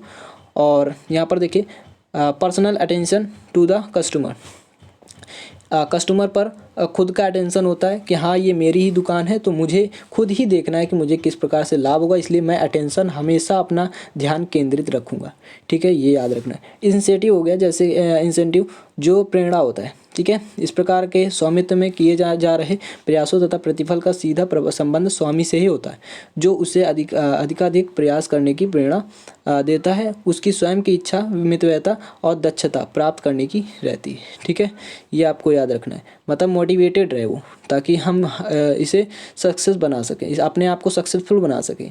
नेक्स्ट है आपका बेटर लेबर रिलेशनशिप। आप जो भी लेबर आपने रखा है उस लेबर से आप रिलेशनशिप जो है वो अच्छे से आप क्रिएट कर सकें, अच्छे से बना सकें, ताकि आपकी जो लेबर है उसे अपना काम ही समझ के करे, ठीक है, जिससे हम प्रॉफिट अर्न करें और उसको भी प्रॉफिट में शामिल, मतलब एक प्रकार से उसके भी अच्छे से वेतन वगैरह दें। ठीक है, नेक्स्ट है आपका गोपनीयता यानी सीक्रेसी। तो अकेले स्वामी होने से व्यापार की गोपनीयता बनी रहती है तथा समस्त जानकारी केवल उसी को होती है। अब देखिए, अकेले स्वयं के मालिक हैं तो मैं किससे जाकर बताऊँगा, किसी से नहीं बताऊँगा। ठीक है, अपना खुद ही काम करूँगा अकेले, और जो हमारा प्रॉफिट होगा मैं खुद ही लूँगा। तो अपनी सीक्रेसी भी वो सीक्रेट चीज़ें रखता है। ठीक है, लिमिटेशंस इसके क्या क्या हैं, जैसे आपका लिमिटेड कैपिटल हो गया, ये इसका क्या है, फर्स्ट लिमिटेशन से मतलब जो सीमाएं हैं। ठीक है, तो इसको आपको याद रखना है। इसमें एकदम लिमिट पूंजी लगती है। नेक्स्ट है आपका इसी में देखिए, यहाँ पर देख लेते हैं। देखिए यहाँ पर अनलिमिटेड लाइबिलिटी हो गई, लिएबिलिटी हो गया। ठीक है, ये मतलब जो जिम्मेदारियाँ हो गई, रेस्पॉन्सिबिलिटी हो गई, अनलिमिटेड होती हैं। ठीक है, मतलब जोखिम भी उसको उठाना पड़ सकता है, और कोई भी कार्य मतलब अनलिमिटेड होता है। यहाँ पर देखिए, नेक्स्ट है आपका पर्सनल लिमिटेशंस। पर्सनल लिमिटेशंस का मतलब आपको सारा कुछ स्वयं ही करना पड़ेगा। तो जितनी भी चीज़ें हैं, आपको जो भी प्रोसेस करना है, आपको जो भी डिसीजन लेना है, सब कुछ आपको ही करना है। ठीक है, भविष्य में क्या करना है, सारा कुछ आपको ही निर्णय लेना है। Short life. ठीक है, यदि किसी कारणवश स्वामी की मृत्यु हो जाती है तो वह कार्य करने में अक्षम हो जाता है, तो व्यापार ठप हो जाता है। यदि उसके परिवार में व्यापार को चला सकने वाला कोई व्यक्ति अगर मतलब ना हो, या हो तो मतलब परंतु इच्छुक ना हो, तो भी व्यापार बंद हो जाता है। ये इसका बहुत ही इम्पोर्टेंट फैक्टर है। ठीक है, मतलब शॉर्ट लाइफ होती है। अगर वो स्वयं का ही मालिक ख़त्म हो गया तो कौन जिम्मेदारी रिस्पॉन्सिबिलिटी लेगा। ठीक है, मतलब कोई भी अगर नहीं करने वाला है या करने वाला है तब भी, तो ये आपको देखना है। अब देखिए यहाँ पर नेक्स्ट हम बात कर लेते हैं स्मॉल इनकम। अब मतलब कम इनकम होता है, क्योंकि स्वयं का ही मालिक है, एक शॉप ज़्यादा लिमिटेड फाइनेंशियल हेल्प अपनी करके लगा सकता है, शॉप वगैरह बिजनेस कर सकता है, तो उसमें एक लिमिटेड ही इनकम आपको, उसमें मतलब एक प्रकार से स्मॉल इनकम ही आपको प्रॉफिट होगा। नेक्स्ट हम बात कर लेते हैं कंपटीशन विथ बिग बिजनेस। छोटा व्यवसाय होने के कारण समान व्यापार के बड़े उद्योग से प्रतिद्वंद्विता नहीं कर पाता और असफल हो जाता है। मतलब एक प्रकार से कंपटीशन नहीं कर सकता है अदर बिग जो इंडस्ट्रीज़ वगैरह बिग कंपटीटर हैं उनसे, ये एक प्रकार से उसकी बराबरी नहीं कर पाते। ठीक है, तो असफल हो जाते हैं। नेक्स्ट हम बात कर लेते हैं विशेषज्ञों का जो अभाव है, यानी कि देखिए लेक ऑफ स्पेशलाइज्ड वर्कर। छोटे व्यवसाय में स्वामी तथा श्रमिकों को प्रायः सभी प्रकार के काम करने पड़ते हैं, जिसके कारण उनमें किसी विशेष क्षेत्र में विशेषज्ञों का अभाव रहता है। ठीक है, ये आपको याद रखना। नेक्स्ट हम बात कर लेते हैं साझेदारी यानी पार्टनरशिप से क्या आप समझते हैं, इसके प्रकारों को भी लिखना है। तो पार्टनरशिप क्या है, इसके टाइप्स क्या हैं, ये इंपॉर्टेंट है। 4 इसमें स्टार बना लीजिए। ठीक है, 4 क्या 5 बना लीजिए, बहुत ही इंपॉर्टेंट है ये। पार्टनरशिप क्या है, देखिए पार्टनरशिप का मतलब है पार्टनर। ठीक है, जब 2 पार्टनर हो, तो यहाँ पर देखिए जो पार्टनरशिप है, पार्टनरशिप ये क्या है आपका 2 वर्ड है। ठीक है, यहाँ पर देख लीजिए पार्टनरशिप 2 व्यक्तियों में होता है, फर्स्ट सेकंड। तो अब मान लीजिए कोई पार्टनर किसी के पास कोई क्या है, एक व्यक्ति जो पहला वाला है इसके पास मनी या फाइनेंशियल है। ठीक है, और इसके पास क्या है बट नॉलेज नहीं है, और इसके पास क्या है इसके पास पूरा का पूरा नॉलेज है, जिससे वो इसके काम को बढ़ा सकता है। आप दोनों मिलकर क्या करेंगे, ऐसे ही पार्टनर को खोजना पड़ता है। मतलब अगर आपके अंदर कोई नॉलेज नहीं है तो ऐसे पार्टनर खोजिए जो उसके अंदर नॉलेज हो दूसरा वाले के पास। तो ऐसे में दोनों का रिलेशंस बन जाता है अच्छे से, और आपका स्टार्टअप भी बन जाता है। ठीक है, तो जब 2 व्यक्ति या 2 से ज़्यादा व्यक्ति क्या करते हैं, किसी भी कार्य को या किसी भी इंडस्ट्री किसी भी बिजनेस को शुरू करते हैं या उससे प्रॉफिट कमाते हैं, तो वो हमारा होता है पार्टनरशिप। ठीक है, यहाँ पर आपको देखना है। नेक्स्ट इसको आप पढ़ लीजिएगा अधिनियम वगैरह के द्वारा। ठीक है, नेक्स्ट हम बात कर लेते हैं। यहाँ पर देखिए नेक्स्ट देखिए इसके टाइप्स को हम देख लेते हैं। ठीक है, टाइप्स 2 टाइप्स के होते हैं, एक होता है वर्किंग पार्टनर, एक होता है आपका आइडियल पार्टनर। आइडियल पार्टनर मैंने आपको बता दिया, जो क्या करता है केवल और केवल किसी भी इंडस्ट्री को अगर डेवलपमेंट करना है तो केवल और केवल उसमें मनी लगाता है, और मनी जो लगाता है उससे जो प्रॉफिट होता है उसको ही वो क्या करता है, उससे होने वाले प्रॉफिट को लेता है, अर्न करता है। ठीक है, और वर्किंग जो पार्टनर से ये क्या करता है, केवल और केवल संचालन के लिए। ठीक है, जैसे यहाँ पर देखिए एक ऐसा देखिए एक प्राय ऐसा होता है कि प्रत्येक व्यक्ति के पास उद्योग को चलाने की योग्यता और धन दोनों ही नहीं होते। यदि योग्यता है तो पूंजी नहीं, पूंजी है तो योग्यता नहीं। वह व्यक्ति कार्य नहीं करना चाहता इस स्थिति में ऐसे साझेदार जो पूंजी नहीं लगाते, ठीक है, तथा उद्योग केवल उद्योग का संचालन करते हैं, तो यानी देख रेख करते हैं, उद्योग का संचालन करते हैं, प्रोसीड करते हैं, वो हमारा होता है वर्किंग पार्टनर्स, जो वर्क करते हैं केवल, ठीक है। नेक्स्ट हम बात कर लेते हैं, देखिए नेक्स्ट इसी में है आपका, इसकी क्वालिटीज़ को हम देख लेते हैं, ठीक है। यहाँ पर देखिए नेक्स्ट क्वेश्चन जो है उसमें कह रहा है कि साझेदार की जो एप्लीकेशन जो करेक्टरिस्टिक्स है, ठीक है, और जो एडवांटेज डिसएडवांटेज तीनों को इसमें बताना है पार्टनरशिप के। तो देखिए अगर करेक्टरिस्टिक्स की हम यहाँ पर बात करें तो यहाँ पर देखिए 2 या 2 से अधिक व्यक्तियों का इसमें होना कंपलसरी होता है। नेक्स्ट है साझेदार के मध्य अनुबंध होना, अच्छे से रिलेशनशिप। व्यापार का उद्देश्य लाभ कमाना होता है, प्रॉफिट अर्न करना होता है। व्यवसाय के लाभ को परस्पर बांटना, दोनों आपस में हाफ हाफ करके बांट लेंगे। व्यवसाय का संचालन सबके द्वारा तथा उनकी सहमति से ही किसी एक के द्वारा, ठीक है, उनकी सहमति से किसी एक के द्वारा, कोई भी एक की सहमति द्वारा हो, ठीक है। साझेदार और फर्म एक दूसरे से पृथक नहीं। फर्म का एक निश्चित नाम होना, हित हस्तांतरण पर रोक, और यहाँ पर देखिए जो वैध व्यापार का होना, ठीक है, यहाँ पर देखिए अवैध नहीं होना चाहिए व्यापार, ठीक है। नेक्स्ट हम बात कर लेते हैं इसमें एडवांटेज क्या है या मेरिट्स ऑफ पार्टनरशिप, ठीक है। तो यहाँ पर देखा एडवांटेज क्या है, निर्माण अथवा गठन में सुगमता व सुविधा होती है। निर्माण देखिए जल्दी से हो जाता है। अब दोनों लोग कमजोरी किसी एक के पास है तो दोनों मिलकर तो क्या करेंगे, जल्दी से इंडस्ट्री खड़े कर लेंगे, तो क्योंकि देखिए पैसे हैं उसके पास नॉलेज है, दोनों मिलकर खड़े कर लेंगे। अब एक के पास मान लीजिए पैसे हैं, उसके पास नॉलेज नहीं, तो पहले वो नॉलेज ले, उसमें टाइम वेस्ट करेगा तो इसमें देर लगता है, बट इसमें यहाँ पर क्या है, जल्दी से काम हो जाएगा, ठीक है। तो यहाँ पर देखिए निर्माण उसमें क्या होता है, जल्दी से हो जाता है, सुविधा है, अधिक पूंजी की उपलब्धता हो जाती है, विभिन्न प्रकार की क्षमताओं का संगम, और प्रत्येक कार्य पर विचार विमर्श होना, अत्यधिक प्रेरणात्मक, और यहाँ पर देखिए लोकतांत्रिक प्रबंध एवं संगठन होता है। नेक्स्ट हम बात कर लेते हैं, यहाँ पर देखिए अल्पमत को पर्याप्त वैधानिक संरक्षण, अधिक जोखिम वाले कार्यों में लिए उपयुक्त, ठीक है। यहाँ पर देखिए परस्पर सहयोग में वृद्धि, शेष व्यक्तिगत जनसंपर्क, विशेष साझेदार का संरक्षण प्राप्त होना, कम दर से आयकर, मतलब जो टैक्स होगा वो कम दर से होगा, ठीक है, लिस्ट रेट से। यहाँ पर देखिए उदार शर्तों पर क्रेडिट की सुविधा, और व्यवसाय परिवर्तन में सरलता और कार्य संचालन में लोच, ठीक है, ये आपको याद रखना है। और संबंध विच्छेदन की स्वतंत्रता, व्यापार में गतिशीलता, ये आपको याद रखना है। यहाँ पर देखिए नेक्स्ट हम बात कर लेते हैं इसके जो डिसएडवांटेज हैं या डिमेरिट्स हैं, इसको हम बात करते हैं। देखिए दैनिक कार्यों में देरी हो जाती है, मतभेदों में अधिक संभावना, हितों का हस्तांतरण संभव नहीं, फर्म के समापन के बाद भी उत्तरदायित्व, प्रबंध एवं संचालन में शिथिलता, अस्तित्व का अनिश्चित होना, ठीक है। नेक्स्ट हम बात कर लेते हैं, देखिए निर्णय लेने में देरी, तो आपको मतलब कोई भी यहाँ पर देखिए व्यक्तिगत लाभ की प्रेरणा कम होना, उसके असीमित पूंजी, असीमित उत्तरदायित्व के जो कुप्रभाव हैं, जनता का कम विश्वास होता है, कार्य स्वतंत्रता में कमी होती है, साझेदार की लापरवाही से व्यवसाय को हानि हो जाती है, ठीक है। अगर कोई भी एक डिसबैलेंस हुआ तो दोनों का ही पूरा का पूरा नुकसान होने लगता है। यहाँ पर DIC क्या है, देखिए डिस्ट्रिक्ट इंडस्ट्री सेंटर, देखिए आपका शॉर्ट में भी आ सकता है कि DIC, व्हाट इज DIC, इस पर शॉर्ट आपको कहने के मतलब शॉर्ट कॉन्सेप्ट लिखने को कह सकता है, तो डिस्ट्रिक्ट DIC आपको पूछ सकता है, ठीक है।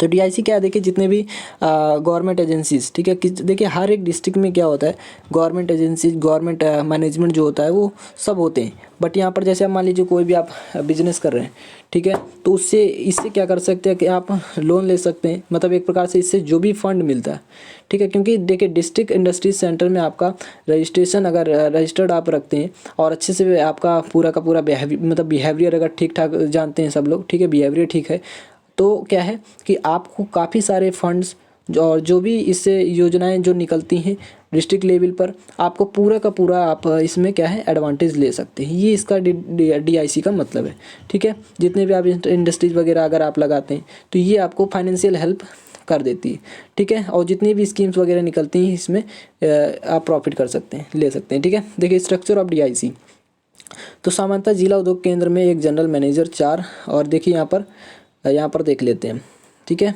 और 4 क्या होते हैं यहाँ पर, देखिए कार्यकारी मैनेजर होते हैं जो वर्किंग मैनेजर जिनको बोलते हैं, और 3 प्रोजेक्ट मैनेजर होते हैं। 4 में से क्या है, तीन यहाँ पर देखिए कार्यकारी मैनेजर आर्थिक छानबीन और ऋण तथा ग्रामीण उद्योग से संबंध होते हैं, ठीक है। तथा जिले की विशिष्ट आवश्यकताओं को देखते हुए चौथे कार्यकारी मैनेजर को कच्चे माल और मार्केटिंग प्रशिक्षण आदि में से किसी एक कार्य की जिम्मेदारी दी जा सकती है। तीनों प्रोजेक्ट मैनेजर का कार्य संबंधित जिले की आवश्यकता के अनुरूप तकनीकी सेवाएं प्रदान करना है और कार्य लघु इकाइयों को आधुनिक एवं विकसित करना है, ठीक है, डेवलपमेंट करना है। नेक्स्ट हम बात कर लेते हैं इसके क्या क्या क्या फंक्शंस हैं या रोल्स हैं, ठीक है, डीआईसी के। तो देखिए, जिला उद्योग केंद्रों की भूमिका मुख्यतः विकास एवं प्रोन्नति करने की है, ठीक है।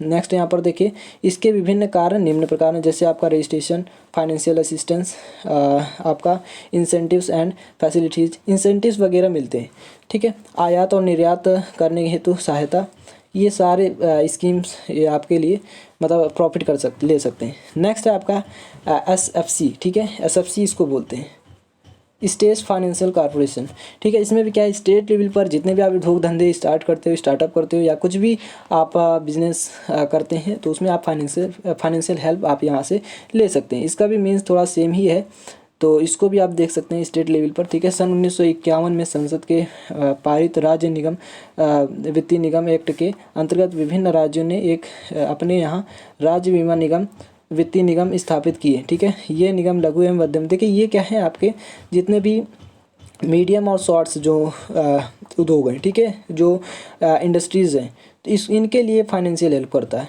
ठीक है। इसको आपको याद रखना है, यही इनका एम है, फाइनेंशियल हेल्प करता है, तो ये आपको याद रखना है। जितने भी शॉर्ट लेवल और जो मीडियम इंडस्ट्रीज है, इनके फाइनेंशियल हेल्प के लिए। नेक्स्ट हम बात कर लेते हैं, इसी में देखिए कुछ 5 योजनाएं इसमें देखिए दी हुई हैं, ठीक है। ये देखिए आपको इसमें पिछले इलाकों में या 5 वर्ष तक के लिए बढ़ाई जा सकती है, मतलब इनका जो भी लोन्स वगैरह जो लेते हैं उसमें अलाउंस वगैरह, ठीक है। तो यहाँ पर देखिए, तो इसमें जो स्कीम है कंपोजिट लोन स्कीम है, आपका टिनी यूनिट स्कीम है, और आप देख सकते हैं यहाँ पर टेक्निकल जो स्कीम फॉर टेक्निकल एंटरप्रेन्योर्स है, स्कीम SC/ST के लिए जो एंटरप्रेन्योर्स हैं, और आपका जितने भी विकलांगता यानी कि जो हैंडीकैप्ड है उनके लिए स्कीम है, स्कीम ऑफ एक्स सर्विसमैन के लिए है, और स्कीम फॉर वुमेन एंटरप्रेन्योर्स हैं, और स्कीम देखिए किसके लिए है, क्वालिफाइड यहाँ पर देखिए प्रोफेशनल्स, ठीक है, जितने भी प्रोफेशनल्स हैं इनके लिए। तो ये आप देख सकते हैं। नेक्स्ट है यहाँ पर देखिए क्वेश्चंस, कॉमर्शियल बैंक क्या है, इसके बारे में एकदम लिखना है, ठीक है। कॉमर्शियल बैंक देखिए जितने भी मार्केटिंग के लिए, देखिए यहाँ पर मार्केटिंग, ठीक है, मार्केटिंग बैंक भी इसको बोल सकते हैं। कॉमर्शियल बैंक यानी कि जो मार्केटिंग लेवल पर होते हैं। मार्केटिंग लेवल का मतलब क्या है कि मार्केट में जो भी इंडस्ट्रीज़ वगैरह लगे हैं या कुछ भी आप शॉप वगैरह या बिजनेस कर रहे हैं, उससे मतलब यहाँ से आपको फाइनेंशियल हेल्प हो सकती है, तो इसको आपको याद रखना है, ठीक है। किसी भी चीज़ के लोन के लिए या देखिए अल्प अवधि और मध्य अवधि दोनों प्रकार की यहाँ पर वित्तीय यानी कि फाइनेंशियल हेल्प आपकी हो जाती है, तो ये आपको याद रखना है, ठीक है। आपको थोड़ा बहुत और बढ़ा के लिख देना है, इसको आप देख लेंगे। नेक्स्ट हम बात कर लेते हैं इसमें कौन कौन सी योजनाएं हैं। देखिए जैसे आपका यहाँ पर देखिए लिबरलाइज्ड स्कीम हो गया, ठीक है, या जैसे आपका उदार अथवा स्वतंत्र योजना हो गया। इसमें क्या है, इस योजना के अंतर्गत स्टेट बैंक ने अपनी सिक्योरिटी आधारित ऋण योजनाएं, उनके नियम तथा शर्तों आदि यहाँ पर देखिए 1 मिनट यहाँ पर देख लेते हैं। मैं यहाँ पर देखिए नियम एवं शर्तों में उत्तरदायी रवैया अपनाकर अपने नई योजना तैयार की। इस योजना के अंतर्गत स्टेट बैंक ने वित्तीय सहायता में निम्न प्रकार वृद्धि की। यहाँ पर आप देख सकते हैं जैसे मशीनरी क्रय करने हेतु मियादी ऋण उपलब्ध कराना, नई मशीनें वगैरह या आधुनिक मशीनें आप खरीद रहे हैं उनके लिए आपको मतलब लोन मिल सकता है या आपको उधार मिल सकता है, ठीक है। भवन निर्माण के लिए, कारखानों की ज़मीन क्रय खरीदने के लिए मियादी ऋण उपलब्ध कराना, ये सभी रॉ मटेरियल आप खरीद रहे हो उसके लिए, सभी के लिए यहाँ पर देखिए, जिससे आपको कोई भी मतलब आप किसी भी इंडस्ट्री को आसानी से यहाँ पर खोल सकें, ठीक है। इंटरप्रेन्योर स्कीम हो गया, यहाँ पर देख लेते हैं। तो इंटरप्रेन्योर स्कीम इसमें उनको लाभ हो जाता है, ठीक है, कई % वगैरह के, तो इसमें कई मतलब एक लिमिट अमाउंट मिल जाता है, ये देखनी है आपको। इक्विटी यहाँ पर देखिए इक्विटी फंड स्कीम या ईफएस, ठीक है, यहाँ पर देखिए। तो इसमें क्या है, इसमें देखिए लघु उद्योग के हानि होने तथा धीमी गति से वृद्धि करने का एक प्रमुख कारण उनके पास पर्याप्त इक्विटी की कमी का होना है। इसी समस्या को दृष्टिगत रखते हुए स्टेट बैंक ने सन 1978 में इक्विटी फंड योजना शुरू की। और यहाँ पर देखिए यहाँ पर देख लेते हैं इस योजना का क्या है मुख्य उद्देश्य, नई लघु उद्योग इकाइयों को लंबी अवधि तक इस ब्याज रहित ऋण देकर इक्विटी में मदद करना और उनको डेवलपमेंट करना। ठीक है, इसको आपको याद रखना है। और देखिए ये क्या है, ये 5 से 7 साल कोई पुनर्भुगतान नहीं करना पड़ता है तथा इसके बाद इसका किस्तों में भुगतान आप कर सकते हैं। तो ये इम्पॉर्टेंट है, इसको आप लिख दीजिएगा। ठीक है, आप देखिए जो अभी मैंने आपको एसएफसी बताया था उसका एक प्रकार से और आप एक लाइन लिख सकते हो कि उसका जो मुख्यालय है वो क्या है, लखनऊ में। ठीक है, वो लखनऊ में है, इसको आप लोग याद रखेंगे। ठीक है, नेक्स्ट हम बात कर लेते हैं। यहाँ पर देखिए सिडबी। ठीक है, टिप्पणी लिखनी है शॉर्ट। तो सिडबी क्या है, यहाँ पर देखिए भी फाइनेंशियल बैंक है जो कि फाइनेंशियल हेल्प करता है आपकी इंडस्ट्री को डेवलपमेंट करने के लिए। तो ये आप लिख सकते हैं सिडबी, यानी कि यहाँ पर देखिए आपको यहाँ पर लिखा हुआ है small industry development bank of India. इस नेक्स्ट आपका पॉइंट है जो नाबार्ड को एक्सप्लेन करना है। तो ये नाबार्ड यानी national bank for rural and agriculture and rural development. ठीक है, तो ये आप देख सकते हैं, ये भी लघु उद्योगों को विकसित करने के लिए एक फाइनेंशियल हेल्प करने के लिए ये एक मतलब बैंक बनाया गया है। ठीक है, जो कि क्या है, देखिए 2 अप्रैल 1990 को भारतीय लघु उद्योग बैंक की मतलब जो इसकी स्थापना की गई। और इसका देखिए एक अन्य प्रमुख कार्य इसी क्षेत्र की अन्य संस्थाओं के साथ इकाइयों का तालमेल बनाना है, मतलब भी था। और ये देखिए 5 रीजनल, इसके भारत में 5 रीजनल और 21 ब्रांच ऑफिस हैं। ठीक है, और उसकी अगर हम बात करें एसएफसी की, जो मैंने बताया आपको लखनऊ में। ठीक है, एसएफसी जो कि हेडक्वार्टर लखनऊ में है और इसकी 18 ब्रांचें हैं। ठीक है, मतलब पूरे स्टेट में 18 इनकी ब्रांचेस चलती हैं। ठीक है, ये आपको याद रखना है। नेक्स्ट हम बात कर लेते हैं, इसी में आपको बढ़ा चढ़ा के लिख देना है। नेक्स्ट हम बात कर लेते हैं नाबार्ड की। तो नाबार्ड यहाँ पर देखिए नाबार्ड। तो देखिए नाबार्ड की स्थापना की अगर एक मिनट देखिए यहाँ पर, तो नाबार्ड की अगर स्थापना की हम बात करें तो जुलाई 1982 में हुआ। इसका मुख्य उद्देश्य क्या है, लघु उद्योगों और शिल्पकारों। ठीक है, शिल्पकारों, कुटीर उद्योगों और ग्रामीण उद्योगों, हस्तशिल्पों एवं जो अन्य गतिविधियों के लिए सभी प्रकार के उत्पादन एवं नियोजन सभी संबंधी ऋणों के लिए राज्यों के जो सहकारी बैंकों हैं, ग्रामीण क्षेत्रीय ग्रामीण बैंक है, बैंकों और यहाँ पर देखिए अन्य जो अनुमोदित संस्थाओं को पुनर्निवेश सहायता प्रदान करना। ठीक है, फाइनेंशियल हेल्प करना। नेक्स्ट हम बात कर लेते हैं यहाँ पर देखिए एसआई। ठीक है, ये क्या है, इसके संगठन मतलब जो है और इनके जो फंक्शंस है इनको बताना है। स्मॉल इंडस्ट्रीज सर्विस इंस्टीट्यूट जो है एसआईसी, ये भी आपका इंपॉर्टेंट है। ठीक है, और ये दोनों पॉइंट देखिए इसमें से आपका एक पूछा जा सकता है एग्जाम में, तो बहुत इंपॉर्टेंट है, इसको आप लोग एकदम समझ लीजिएगा। ठीक है, जो यहाँ पर सिडबी है और नाबार्ड, सिडबी बहुत इंपॉर्टेंट है, नाबार्ड आपका नहीं आ सकता बट सिडबी इंपॉर्टेंट है। तो यहाँ पर देखिए, यहाँ पर देखिए, तो जो यहाँ पर देखिए एसआईसी है, ये क्या है, लघु उद्योगों की सफलता अच्छी तरह से स्थापित संस्थागत सेटअप करना। ठीक है, यानी कि वेल एस्टेब्लिशमेंट इंस्टीट्यूट सेटअप पर निर्भर करता है। लघु उद्योगों के तेज़ी से होते हुए विस्तार यानी डेवलपमेंट को देखते हुए भारत सरकार ने पर्याप्त संस्थागत सहायता केंद्र स्थापित किए हैं। ठीक है, यहाँ पर देखिए लघु उद्योग सेवा संस्थान एवं बहुउद्देशीय संस्थान है जिसका कार्य लघु उद्योगों, विभिन्न सरकारी एवं अर्ध सरकारी विभागों तथा अन्य एजेंसियों के को एक सलाहकार एजेंसी के रूप में सेवा प्रदान करना है। यह संस्थान अपनी किसी सलाह अथवा योजना को लागू कराने के लिए बाध्य नहीं कर सकता। नेक्स्ट हम बात करते हैं इसके ऑर्गेनाइजेशंस की। तो ऑर्गेनाइजेशन कौन कौन से यहाँ पर देखिए, सामान्यतः लघु इसके जो निम्न डिपार्टमेंट हैं, जैसे आपका लेखा सहित प्रशासनिक डिपार्टमेंट, एडमिनिस्ट्रेटिव जो डिपार्टमेंट है ये हो गया। इकोनॉमी छानबीन जो डिपार्टमेंट है, यहाँ पर इंडस्ट्री मैनेजमेंट एंड जो ट्रेनिंग डिपार्टमेंट है, मैकेनिकल डिपार्टमेंट जो है, इलेक्ट्रॉनिक सहित विद्युत डिपार्टमेंट जो है इलेक्ट्रिक, और यहाँ पर मेटलर्जी जो डिपार्टमेंट है, केमिकल डिपार्टमेंट हो गया, चर्म डिपार्टमेंट हो गया, सैरामिक और कांच डिपार्टमेंट हो गया, इंडस्ट्री डिजाइन डिपार्टमेंट, ये सभी डिपार्टमेंट है। ठीक है, प्रत्येक डिपार्टमेंट में एक डिप्टी डायरेक्टर और सहायक डायरेक्टर होता है और एक तकनीक अधिकारी अपने अधीनस्थ क्षेत्र की लगभग 50 इकाइयों को यूनिट्स को सेवा प्रदान करता है। बहुत ही इंपॉर्टेंट है। इसके फंक्शंस क्या क्या हैं इनको हम देख लेते हैं। ठीक है, तो देखिए जैसे पॉलिसी एडवाइजरी सर्विस हो गया, आपका टेक्निकल एडवाइजरी सर्विस हो गया, तो ये इनकी इनसे क्या है आपका यहाँ पर देखिए जैसे अगर हम बात करें पॉलिसी एडवाइजरी सर्विस की, तो जैसे लघु उद्योग सेवा संस्थान भारत अथवा राज्य सरकारों को लघु उद्योगों के विकास के संबंध में कोई सलाह दे सकते हैं, परंतु सरकारें उन्हें लागू करने के लिए बाध्य नहीं होती। नेक्स्ट इसी में टेक्निकल एडवाइजरी, जो भी टेक्निकल मतलब कार्य करते हैं, या यहाँ पर देखिए इसको भी देख लेते हैं। अच्छा, संस्थान नए लघु उद्योग लगाने, मशीनरी का चयन करने, प्लांट और मशीनरी के सत्यापन, लेआउट, फैब्रिकेशन तथा क्रियान्वयन में मदद करता है। इसके अतिरिक्त संस्थान जिग और फिक्सर, ठीक है, जिग और फिक्सर मैंने बताया है, पीटी में जाकर वीडियो आपको देख लेना है, करने, डिजाइन करने, कच्चे माल का समुचित उपयोग तथा उत्पाद के मानकीकरण आदि में मदद करना। आपका नेक्स्ट है वर्कशॉप एंड जो लेबोरेटरी सर्विसेज हैं ये, ठीक है। वर्कशॉप में जो जितने भी वर्क होते हैं, प्रोसीजर होते हैं, जैसे आपका कच्चे माल की टेस्टिंग हो गई, तो ये सारी प्रोसीजर हम इसमें करते हैं, ठीक है। ये आपकी नेक्स्ट सेवा है। नेक्स्ट मैनेजमेंट कंसल्टेंट सर्विसेज हो गया। इसमें हम क्या करते हैं, यहाँ पर देखिए, लघु उद्योग सेवा संस्थान उत्पाद की लागत कम करने, वित्तीय प्रबंधन और उत्पाद प्रबंधन, मार्केटिंग आदि औद्योगिक प्रबंध विषयों पर भली भांति हम उचित सलाह देते हैं, ठीक है। नेक्स्ट है NSIC, जो कि मैंने आपको पहले बताया था फुल फॉर्म इसका। जितने भी नेशनल और नेशनल लेवल, यहाँ पर देखिए इसका पहले पूरा नाम लिख देते हैं, national small scale industries corporation. जितने भी जो ऐसा निगम है जिसमें हम क्या करते हैं, जितने भी हमारे स्मॉल इंडस्ट्रीज़ वगैरह होती हैं, इनको फाइनेंशियल हेल्प करना, ठीक है, मशीनरी वगैरह सप्लाई करते हैं, ये सारी चीज़ें जो हैं एकदम उधार या लोन पर दिए जाते हैं। नेक्स्ट हम इसी में बात कर लेते हैं, यहाँ पर देखिए, और इसी में आपके इसके कुछ प्रावधान दिए हैं, उनको आपको देख लेना है, ठीक है।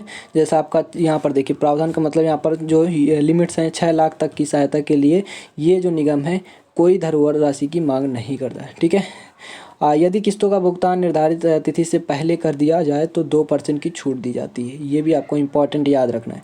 आप देखिए नेक्स्ट हम बात कर लेते हैं इसी में आपका NRDC, ठीक है। NRDC और KVIB ये क्या है, तो देखिए NRDC जो है, यहाँ पर देखिए NRDC जो है, यहाँ पर देखिए जो अगर हम बात करें NRDC के, जो नेशनल रिसर्च डेवलपमेंट कॉरपोरेशन है, ठीक है, NRDC ये क्या करता है, नेशनल लेवल पर क्या करता है, रिसर्च वगैरह और जो डेवलपमेंट करता है, ठीक है।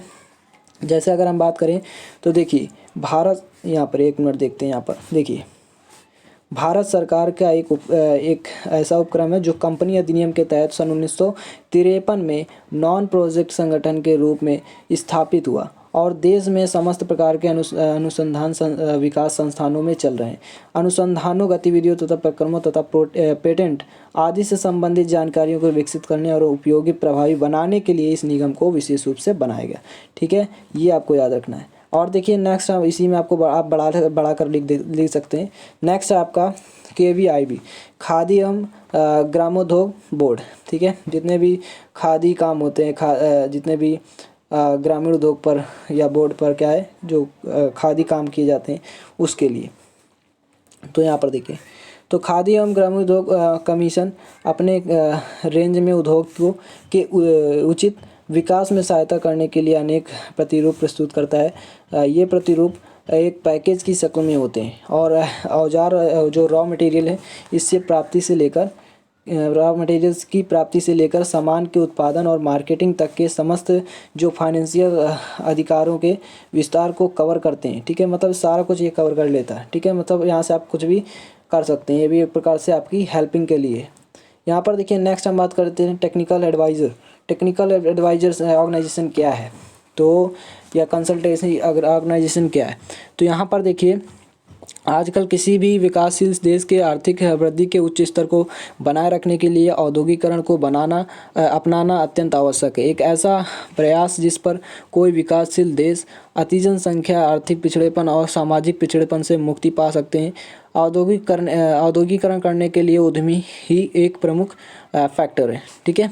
ये आपको याद रखना है। तो ये आपको देखिए इसमें आपको देख लेना है, इतना इम्पोर्टेंट नहीं है आपका ये। नेक्स्ट हम बात कर लेते हैं इसी में देखिए,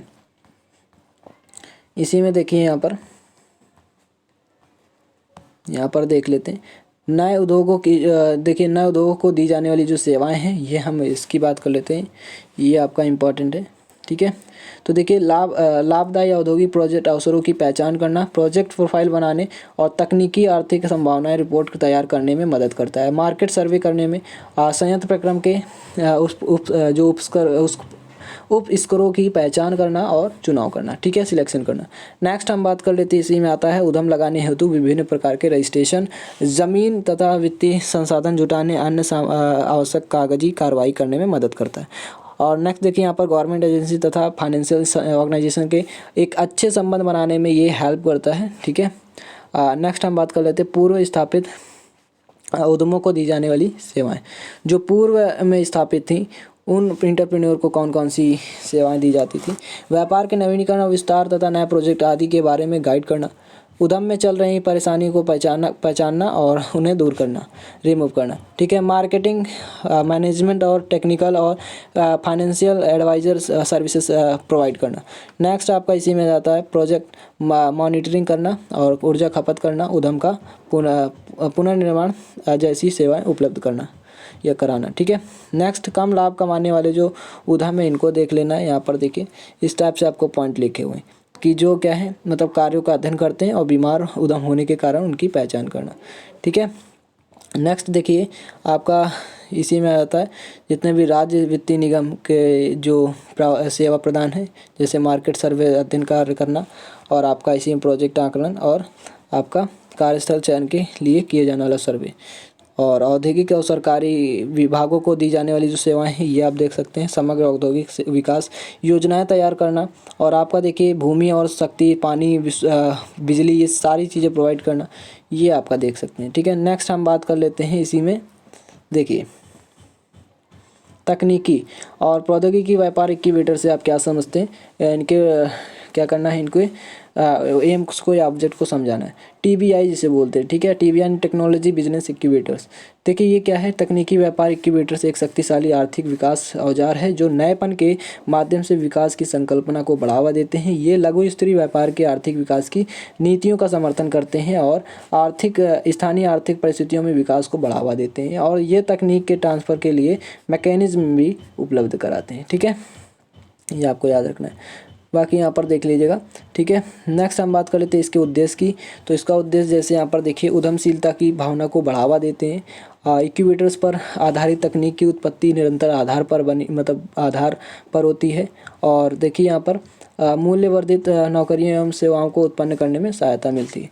लघु और मध्यम उद्योगों को बढ़ावा मिल जाता है। प्रौद्योगिकी हस्तांतरण के लिए उपकरण विकसित करना, ठीक है। ये आपको 4-5 पॉइंट लिख देने। नेक्स्ट हम बात कर लेते हैं STEP। इससे आप क्या समझते हैं, ठीक है। STEP यानी कि अगर हम बात करें तो science and technology entrepreneur park, ठीक है। इससे आप क्या समझते हैं, जितने भी यहाँ पर देखिए ये क्या है, तो विज्ञान एवं तकनीकी उद्यमी पार्क प्रोग्राम विज्ञान एवं तकनीक से जुड़े हुए उद्यमिता तथा उसमें नएपन के लिए शिक्षित करने, प्रशिक्षण देने तथा अनुसंधान, वित्त प्रबंधन आदि के बारे में यहाँ पर देखिए पुनर्ध्यान देने के लिए ये प्रारंभ किया गया था। इस जो स्टेप है जो STEP प्रोग्राम, ये क्या है, इनोवेशन को जानने के लिए, जानकारियों की अदली बदली के लिए, अनुभवों यानी एक्सपीरियंस और जो सर्विस प्रोवाइड है उनको बांटने के लिए, अध्ययन करने के लिए, नए स्थान तलाशने के में मदद करते हैं ये, ताकि देखिए पार्क से ही पता चल रहा है स्थान पे ही कहीं बनेगा तो उनकी हम सर्च करते हैं उनको, ठीक है, कौन से स्थान पर। यह छात्रों, शिक्षकों, अनुसंधानकर्ताओं तथा औद्योगिक प्रबंधकों को एक साथ साझा मंच उपलब्ध कराता है जहां वे अपने उद्योगों में होने वाली समस्याओं, नई जानकारियों आदि को साझा करते हैं और हल निकालने का प्रयास करते हैं, ठीक है। यहाँ पर सारे सॉल्यूशन मिल जाता है। ऑब्जेक्टिव्स क्या क्या हैं इनको देख लेते हैं। तो यहाँ पर देखिए यूनिवर्सिटी जो है एकेडमिक संस्थान है, आपके R&D जो संस्थान है, उद्योगों के नए मध्य और मजबूत कड़ी बनाना। यहाँ पर विज्ञान एवं तकनीकी व्यक्तियों के साथ मध्य क्या है, उद्यमिता को बढ़ावा देना। लघु स्तरीय को मतलब जो उद्योग हैं लघु स्तरीय पर उनके अनुसंधान एवं विकास को यानी कि रिसर्च एंड डेवलपमेंट को की सुविधा को प्रदान करना। नएपन में से युक्त उद्यमी को बढ़ावा देना। आपका इसी में कुछ सर्विस आ जाती हैं, ठीक है, इसमें कुछ फैसिलिटीज़ आ जाती हैं, इनको देख लेना, जैसे नर्सरी सेट्स हो गया, टेस्टिंग हो गया और कैलिब्रेशन हो गया, ठीक है, इसको प्रोवाइड करता है। आपका देखिए टेक्निकल सपोर्ट सर्विस और आपका ट्रेनिंग वगैरह ये सब प्रोवाइड करता है। नेक्स्ट हम बात कर लेते हैं एमएसएमई क्या है? एमएसएमई देखिए बहुत ही इंपॉर्टेंट है। एमएसएमई भी माइक्रो स्मॉल मीडियम इंटरप्राइजेज, जितने भी स्मॉल लेवल पर इंडस्ट्रीज़ वगैरह या बिजनेस या आपका मतलब एक प्रकार से शॉप लगाया जाता है या कोई भी बिजनेस किया जाता है स्मॉल लेवल पर, तो उसमें क्या है फाइनेंशियल हेल्प करना, या कोई भी इंटरप्राइजेज लगा रहे हैं स्मॉल एंड मीडियम लेवल पर, तो उसमें ये फाइनेंशियल हेल्प करता है, लोन प्रोवाइड करता है और आपका ऋण देता है। ठीक है, तो ये आप देख सकते हैं यहाँ पर। ठीक है, ये आप यहाँ पर देखिए। नेक्स्ट हम देख लेते हैं, इसमें सारा कुछ आप देख लीजिएगा। नेक्स्ट हम बात कर लेते हैं इसी में, देखते हैं यहाँ पर। देखिए आपका इसी में आता है नेस्बर्ड और आपका यहाँ पर देखिए हार्डिकॉन। ठीक है, नेस्बर्ड मैंने आपको बताया national institute of entrepreneurship and small business development, इसको आपको देख लेना है। ठीक है, ये क्या है? उद्यमिता को बढ़ावा देने के लिए राष्ट्रीय उद्यमिता और लघु जो यहाँ पर देखिए व्यवसाय विकास प्रशिक्षण परामर्श अनुसंधान और प्रकाशन में लगे सूक्ष्म और लघु मध्यम उद्यम मंत्रालय के तहत एक सोसाइटी है। इस संस्थान में क्या है 2007 से 2008 से वित्तीय सहायता वित्तीय रूप से आत्मनिर्भर है। तो इसमें यहाँ पर देख लेंगे, ये देखिए आपको सारा कुछ दिया हुआ इसमें टोटल विवरण, तो इसको आप लोग देख लीजिएगा। ठीक है, जो हार्डिकॉन है इसकी हम बात कर लेते हैं। इसकी स्थापना सन 1985 में हो गई थी और ये IFCI लिमिटेड और या सिडबी SBI जैसे सभी भारतीय जो वित्तीय निगम है इसी के द्वारा संयुक्त रूप से की गई थी। ठीक है, संस्थानों द्वारा ये संयुक्त रूप से की गई थी। इसके अलावा कई PSU बैंक और जो स्टेट लेवल पर जो ऑर्गेनाइजेशन है जैसे HFC हो गया, HSIIDC हो गया, DFC हो गया आदि को राज्य सरकारों ने समग्र औद्योगिक विकास को सुविधाजनक बनाने के लिए दोहरे उद्देश्यों के साथ किया था और उद्योग की तकनीक परामर्श आवश्यकताओं की पूर्ति और उद्यमशीलता को बढ़ावा देकर देश का समग्र औद्योगिक विकास किया जाता है। ठीक है, तो ये सारा कुछ आपको यहाँ पर देख लेना है। ठीक है, ये जो है आपका नेस्बर्ड, ये इसमें से यहाँ पर देखिए इस पर टिप्पणी आ सकता है, इस पर आपका नहीं पूछा जाएगा। तो और MSME बहुत इंपॉर्टेंट है, उसको आप 6 स्टार बना लीजिए MSME। ठीक है, MSME जो है ये बहुत इंपॉर्टेंट है, इसको आप देख लीजिएगा। और इसे देखिए एज अ PDF फॉर्म इसे हम प्रोवाइड कर देंगे। और देखिए नेक्स्ट चैप्टर जो है आपका चैप्टर सेकेंड आपको मिल जाएगा नेक्स्ट वीडियो में, और प्लेलिस्ट एक बन जाएगी, वहाँ पर आप सर्च कर लेंगे। ठीक है, IMED प्लेलिस्ट बन जाएगी। ठीक है, तो वहाँ पर आप लोग इसे देख लेंगे, आपको चैप्टर बाय चैप्टर मिल जाएगा, उससे ही आप केवल पढ़ देंगे और 100% आपका अच्छा परसेंटेज बनेगा। और अगर आप सभी को ये वीडियो पसंद है तो लाइक करें, शेयर करें, सब्सक्राइब करें। जो स्टूडेंट्स नए हैं वो सब्सक्राइब करके रखें ताकि उनके पास नोटिफिकेशन पहुंच सके। और देखिए first year and second year के स्टूडेंट्स, उनका मैराथन क्लास बहुत जल्द स्टार्ट होने वाला है, इसलिए सभी स्टूडेंट जल्दी से जुड़ जाएँ। मैक्सिमम स्टूडेंट्स उसमें ज्वाइन हो गए हैं, लिंक आपको डिस्क्रिप्शन बॉक्स में मिल जाएगा। और इसका एज अ PDF फॉर्म आपको टेलीग्राम चैनल पर मिल जाएगा, लिंक आपको इसका भी डिस्क्रिप्शन बॉक्स में मिल जाएगा। तो thanks for watching this video, मिलेंगे नेक्स्ट वीडियो में।